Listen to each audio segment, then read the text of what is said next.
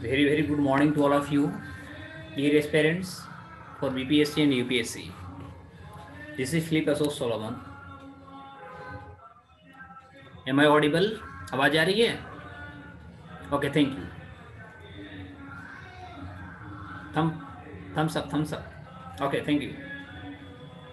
Am I audible right now? Okay, thank you. तो my dear guys, friend, आज का हमारा जो टॉपिक होगा वो मैं इंडियन इकोनॉमी का ही टॉपिक लेके आया हूँ। और फिर हमारा जो इंडियन इकोनॉमी का जो टॉपिक है वो हमारा करंट टॉपिक से है, करंट ही डिस्कशन हम करेंगे।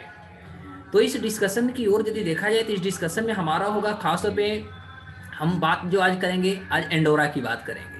आई थिंक आप नाम सुना होगा एंडोरा। एंडोरा क्या है? एंडोरा जो है एक हमारा कंट्री है, ध्यान दीजिएगा, एक यूरोपियन कंट्री है जो अभी हम देख रहे हैं कि 16 अक्टूबर यानी 16 अक्टूबर 2020 को यदि देखा जाए तो 16 अक्टूबर 2020 को एंडोरा जो है खास तौर पर 190वां यानी 190 ये हमारा मेंबर बन चुका है, खास तौर पे किसका? IMF का, यानी इंटरनेशनल मॉनेटरी फंड का।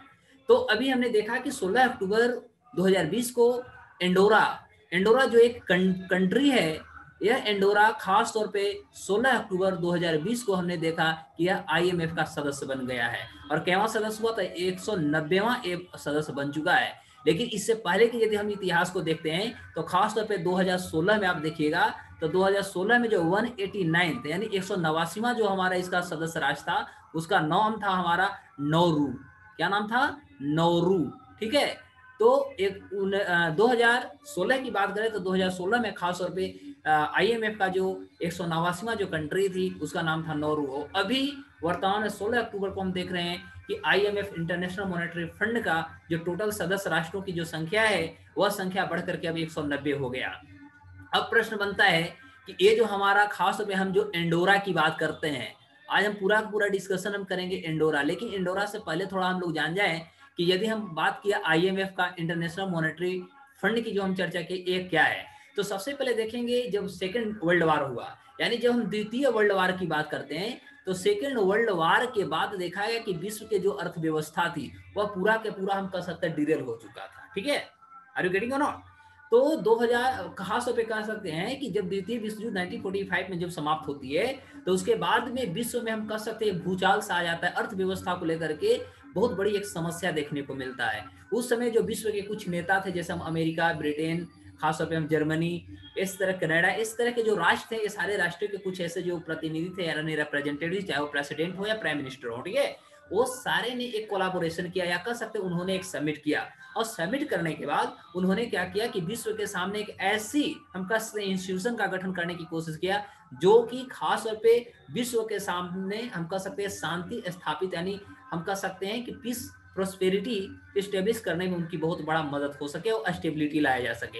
इसी में हमने क्या देखा कि अंततः हमने देखा कि 24 अक्टूबर, ध्यान दीजिएगा, 24 अक्टूबर 1945 को हमने देखा था कि सबसे पहले हमारा UNO का गठन हुआ था, यूनाइटेड नेशन ऑर्गेनाइजेशन का गठन हुआ था। यानी सबसे पहले हमने देखा कि 24, इसीलिए हम देखते हैं कि प्रत्येक साल 24 अक्टूबर को हम UN डे मनाते हैं, अंतर्राष्ट्रीय कह सकते हैं अंतर्राष्ट्रीय नेशन को हम इसी दिन मनाते हैं। ठीक है। और उसके बाद हम देखते हैं कि IMF तथा वर्ल्ड बैंक, ध्यान दीजिएगा, IMF तथा वर्ल्ड बैंक, ये दोनों की जो स्थापना होती है वह 27 दिसंबर 1945 को, यानी 1945 को, 27 दिसंबर 1945 को IMF तथा वर्ल्ड बैंक, ये दोनों कह सकते हैं कि जुड़वा भाई बहन के रूप में दोनों को स्थापना किया जाता है। खास तौर पे वर्ल्ड की जो फाइनेंशियल स्टेबिलिटी जो बहुत ज्यादा गड़बड़ हो चुकी थी, या कह सकते हैं कि वर्ल्ड के सामने एक बहुत बड़ा रिसेशन की जो समस्या चल रहा था, खास तौर पे हम बात करें कि मॉनेटरी की बात करें, यदि हम कह सकते हैं कि जिनकी एक बेसिक नीड्स होता है, जो रिक्वायरमेंट होती है, वो रिक्वायरमेंट को फुलफिल करने में भी कहीं ना कहीं असमर्थ हो रहे थे। ये सारे जो गतिविधि थे, सारी गतिविधि को फुलफिल करने के लिए अंततः 27 दिसंबर 1945 को हमने देखा कि वर्ल्ड बैंक तथा IMF दोनों का गठन होता है। लेकिन याद रखें कि इसकी गठन की हम यदि बात करें तो जुलाई 1944 में, यानी जुलाई 1944 में हम देखते हैं कि सबसे पहले यूनाइटेड नेशन यानी संयुक्त राष्ट्र के जो मॉनेटरी एंड जो फाइनेंशियल होता है, तो हम खास तौर पे यदि देखें तो यूनाइटेड नेशन के मॉनेटरी एंड फाइनेंशियल जो हमारा समिट हुआ था, ये सबसे पहले जुलाई 1944 में हमारा समिट हुई थी। और ये समिट जो हुई थी, इसी में एक आया था ब्रेटन वुड कमेटी का सिफारिश, रिकमेंडेशन।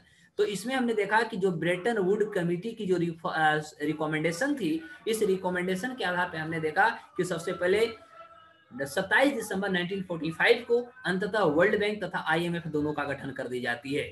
और इसकी जो हम बात करें तो इसकी जो सदस्य राष्ट्र हैं, ठीक है, तो उस समय की हम यदि बात करें तो ऑन 27 दिसंबर 1945 यदि बात हम करें तो 27 दिसंबर 1945 को जब इसकी गठन हुआ था, तो अलोंग विथ इंडिया हम कह सकते हैं, यानी भारत के साथ, इंडिया के साथ अंततः और इसके साथ 29, यानी ओवरऑल यदि हम बात करें तो 27 दिसंबर 1945 को टोटल 30 देशों ने इसका, उस समय आप कह सकते हैं, इसका गठन करने में सहयोग किया। इट मीन टू से India is a member from establishment, यानी भारत जो है इसकी स्थापना से, इस्टेब्लिशमेंट जब इसकी हो रही थी उस समय से ही भारत इसका एक सदस्य राष्ट्र है। ये चीजों को ध्यान दीजिएगा।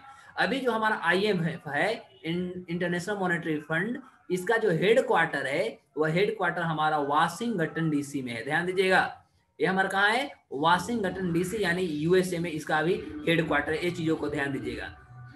इसके अलावा भी आप ध्यान देंगे कि जो IMF है, IMF मुख्य रूप से देखा जाए तो 3 प्रमुख जो होता है ए रिपोर्ट को पब्लिश करती है।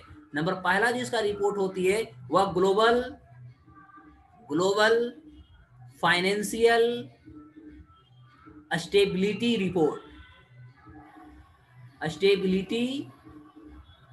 रिपोर्ट, यानी मुख्य रूप से यदि बात करें तो IMF जो होता है मुख्य रूप से 3 ऐसे रिपोर्ट जो होती है अंतरराष्ट्रीय स्तर पे मुख्य रूप से 3 रिपोर्ट को पब्लिश करती है। तो पहला हमारा हो गया ग्लोबल फाइनेंशियल स्टेबिलिटी रिपोर्ट। इसके अलावा जो सेकंड हमारा होता है, सेकंड जो होता है वह फिजिकल मॉनिटर होता है। ध्यान देंगे, दूसरा जो इसका होता है वो फिजिकल मॉनिटर होता है। तो इसको भी यदि आपसे एग्जाम में पूछता है कि फिजिकल मॉनिटर को कौन पब्लिश करता है, तो आप जवाब दीजिएगा कि IMF करता है। उसके अलावा यदि हम बात करें तो तीसरा जो इसका रिपोर्ट होती है वह तीसरा रिपोर्ट को हम बोलते हैं रीजनल इकोनॉमिक रिपोर्ट्स।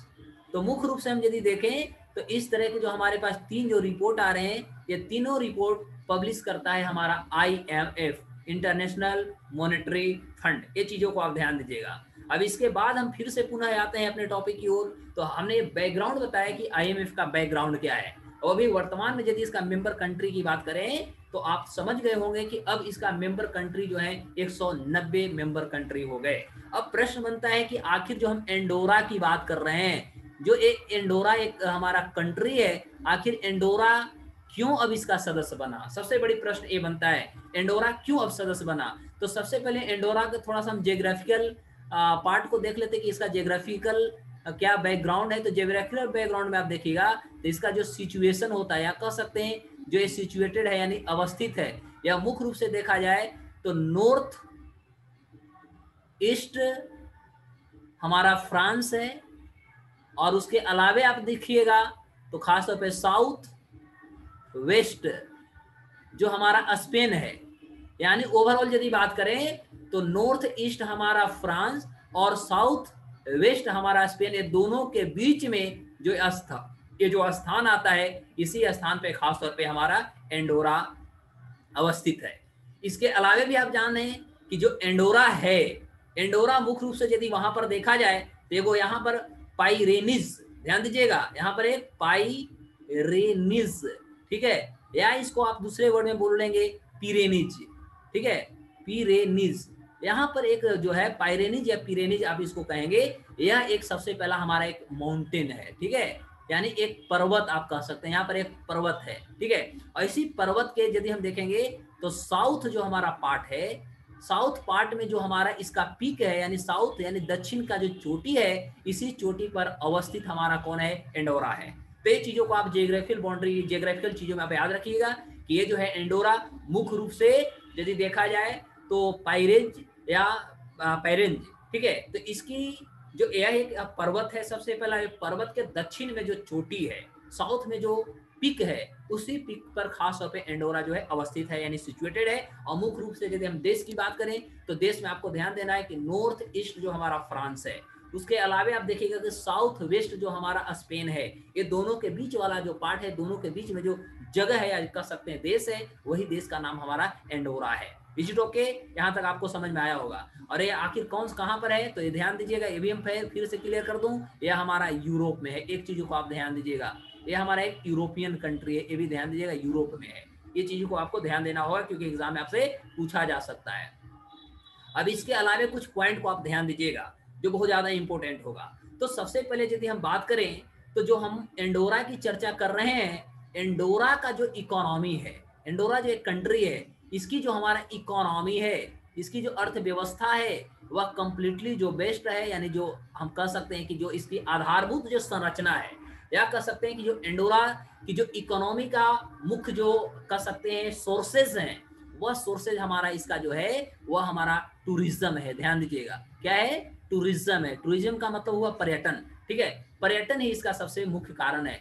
लेकिन अब प्रश्न बनता है कि जिस तरह से हम देख रहे हैं कि कोविड-19 कोरोना 19 जो हमने दे रहे हैं, कोविड-19 कोरोना वायरस 19 जो हमारा पेंडेमिक है, इस पेंडेमिक से जिस तरह से पूरे वर्ल्ड की अर्थव्यवस्था अनस्टेबल हो चुका है, और खास तौर पे ऐसी इकोनॉमी एंडोरा की जिसकी पूरा का पूरा बेस ही हमारा टूरिज्म है। अब मायने सी बात है कि जहां पर टूरिज्म, जहां पर कह सकते पर्यटक नहीं आ रहे होंगे, वहां पर उनकी इकोनॉमी क्या होती होगी। और यही सबसे बड़ा हम कह सकते हैं रीजन्स होता है, सबसे बड़ा कॉज होता है कि अंततः जो हमारा एंडोरा था, एंडोरा को अपने फाइनेंशियली स्टेबिलिटी को एक स्टेब्लिश करने के लिए, या कह सकते हैं अपने स्टेबिलिटी को एक सुदृढ़ या कंटिन्यूटी बनाने के लिए इसे फाइनेंशियली सपोर्ट की आवश्यकता हो गई, ठीक है? और इसी फाइनेंशियल सपोर्ट के लिए अंततः यह 16 अक्टूबर को IMF का एक सदस्यता ग्रहण कर लेता है। तो ये चीजों को याद रखिएगा, सबसे पहले ये चीजों को आप ध्यान दीजिएगा।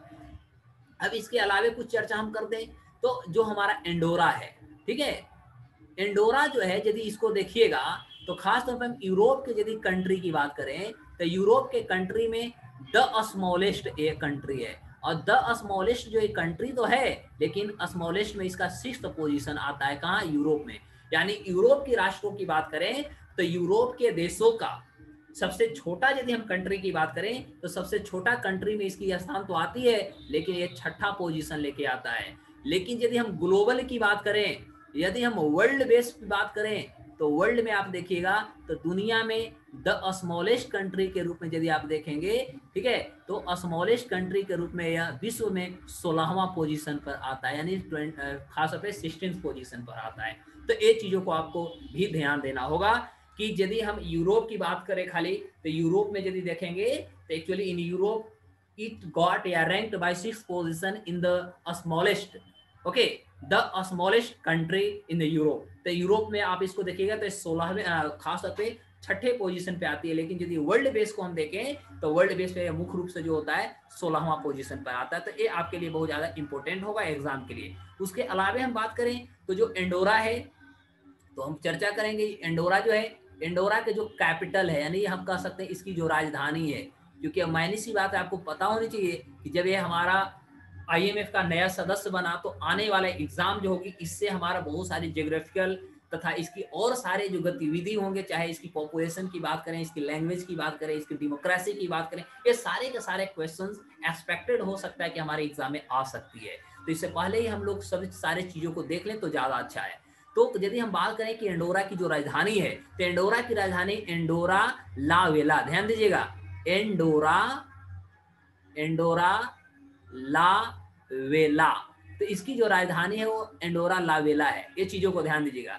इसके अलावे यदि हम बात करें तो आप ध्यान दीजिएगा कि इसकी जो एंडोरा ला वेला ये जो राजधानी है, इस राजधानी को आप ध्यान देंगे तो देखिएगा कि यदि हम यूरोप की बात करें, ध्यान दीजिए, यूरोप की बात करें तो यूरोप में ये सबसे हाईएस्ट कह सकते हैं, या कह सकते हैं सबसे ऊंचाई पर कैपिटल है। यानी ये भी आपसे एग्जाम में पूछा जा सकता है कि यूरोप में सबसे ऊंचा पर किस देश की राजधानी है, तो आप जवाब देंगे कि वह हमारा एंडोरा है। Is it okay? All are getting or not? सब लोग समझ में आ रहे हैं सबको? चलिए, थैंक यू। तो अब इसके बाद हम बात करेंगे इसका एरिया का। इसका एरिया कितना है? तो इसका एरिया है 168 किलोमीटर का एक्सवायर, ठीक है। और यदि हम इसको मील की बात करें तो 181 हमारा मील एक्सवायर इसका हो जाता है टोटल क्षेत्रफल। तो आपसे ये भी एग्जाम में पूछा जा सकता है, just we have to remember each and every part concerning to geographical, political, economic, all scenarios concerning to the examination. When we are going through our examination, what the expectations of the examination, just we have to know each and everything, because the criteria of examination even today, what we have studied actually current affair, what you are studying as a one liner, actually it can't be benefit for you. Okay, so my dear guys, my dear parents, if really you are preparing for any civil service or commission examination, my dear guys, just you have to go through the deep and we can say defining of the answers and that particular questions. Okay, तो ये चीजों को आप ध्यान दीजिएगा कि इसकी जो एरिया है वह 468 किलोमीटर का एक्सवायर है, जो हमारा 181 मील के एक्सवायर में आता है। उसके अलावा यदि हम इसकी बात करें तो यहाँ की जो टोटल हमारा जो अभी पॉपुलेशन है, अभी हम वर्तमान की बात करें तो वर्तमान में जो इसकी टोटल पॉपुलेशन है वह 85,000 है, यानी 85,000 यहाँ की टोटल अभी जनसंख्या है वर्तमान की बात करें। और इसकी जो करेंसी है, ठीक है, इसकी करेंसी जो है हमारा यूरो है। बट एक चीज आपको ध्यान देने योग्य बातें हैं कि यह यूरो इसकी करेंसी तो है, लेकिन करेंसी होने के बावजूद आपको पता होनी चाहिए कि यह हमारा ईयू का सदस्य यानी मेंबर नहीं है। यानी जो यूरोपियन यूनियन होता है, इसके यहाँ का जो करेंसी है, ऑफिशियली जो करेंसी है वो यूरो है, उसके बावजूद भी यह यूरोपियन यूनियन का सदस्य नहीं है। तो इस चीजों को भी आप एग्जाम के लिए ध्यान दीजिएगा।